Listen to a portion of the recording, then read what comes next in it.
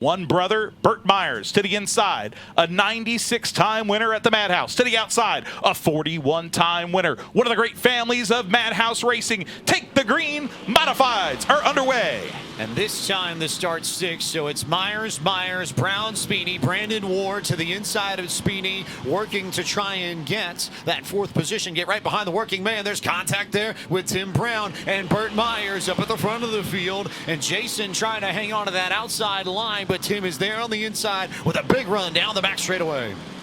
It's Brown to the inside, using the turtles on the concrete strip right there. But the working man is working hard on the outside. Jason Myers hanging on for dear life. That's the hard way around this famed quarter mile. But right behind the 101-time winner, Tim Brown, the rocket will be on his back bumper. When we come to green, green flag is back out. Dancing into the south turn goes Myers. Can he hold off Tim Brown? Brown, another sandwich, another family sandwich. Brown is the meat inside the Myers sandwich. But he's got a little bit of a gap, though. That's the best thing. Jason is not entirely on his rear bumper. 5 laps to go here for Burt Myers to inch closer towards another Bowman Gray Stadium track title. And Tim Brown has not been able to close that gap in the last lap or so. If anything, Burt's been able to stretch it out a little bit on the rocket. The drive off each corner for that Citrus Safe Peanut Patch #1 is something of absolute marvel.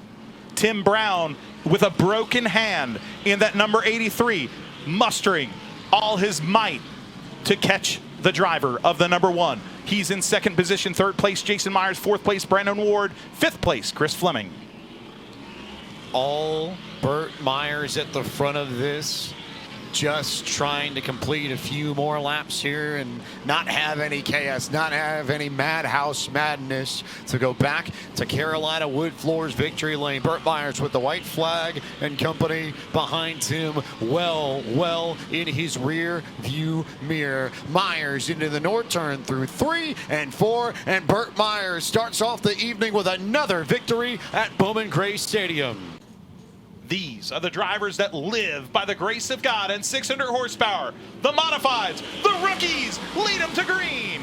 The rookies did not want to get a great start. They both slid the rear tires on corner exit there. And now contact there between Slate Myers. I wonder if he thought he has a problem. He does have a problem. They stack up in the corner, and they call 811 before you did. Caution comes out. And see what happened. This started further up in the front of the field. Slate Myers was up on that first row, and then you can see him check up. And Mike Spini gets into Junior Snow. Chris Fleming had nowhere to go. We go back to green with the rookie leading a veteran.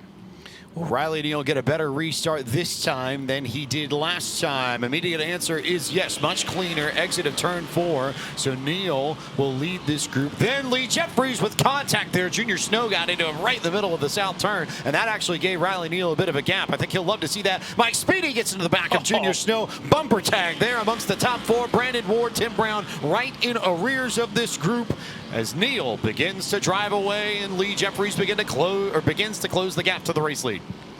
Riley Neal, but bumper tag behind him. It didn't look like Snow wanted to get into him there, but he most certainly did get into Lee Jeffries. Now Jeffries closes the gap on the backside of the rookie.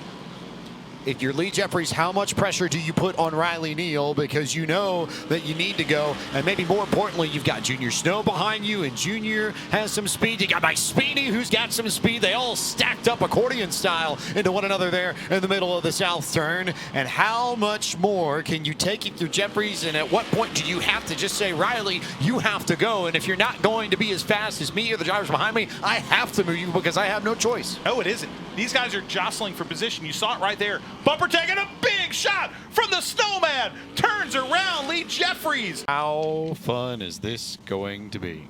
Oh, it will be. 7 laps on the board. The rookie holding off a hungry Spini to the backside. That Spini car is going to be locked to the bottom, and right now it's locked to the back bumper of Riley Neal. He dives the chrome horn to the inside, trying to make space, muscling his way to the inside. The fans go nuts as Riley Neal stretches out the lead. That was great work from Riley Neal. He pinched Mike Spini on the exit of turn 4, and Spini got loose, couldn't quite get back to him. The problem is that Neal is giving up about half a car length on corner entry, braking way earlier than anyone else, and that will allow Spini and Ward to go right back up to the rear bumper favor of Riley Neal. More contact there in the south turn, and I imagine we'll see a shot here in the north turn as well. There it is, middle of the corner. Neal goes up the racetrack, cuts off Mike Speedy, and just about kept it straight. And Speedy was not going to take that. He sends Neal way up the racetrack. Neal keeps it straight. Mike Speedy to the lead on lap 10. Things that go bump into the night, and the one that was the victim was Riley Neal. He's hanging on for dear life on the outside after being chrome horn out of the way for the lead. Mike Speedy now is your leader, defending champion of the Brad's Golf Cars Modified Division. 11 laps on the board, is now in second place. That's the gray car of Brandon Ward. White flag out, final lap of modified racing this evening at the Madhouse. Now coming down the back straightaway and rocketing into the north turn. It took him 49 career starts, but the Pennsylvania native, Mike Speedy, is a winner at Bowman Gray Stadium.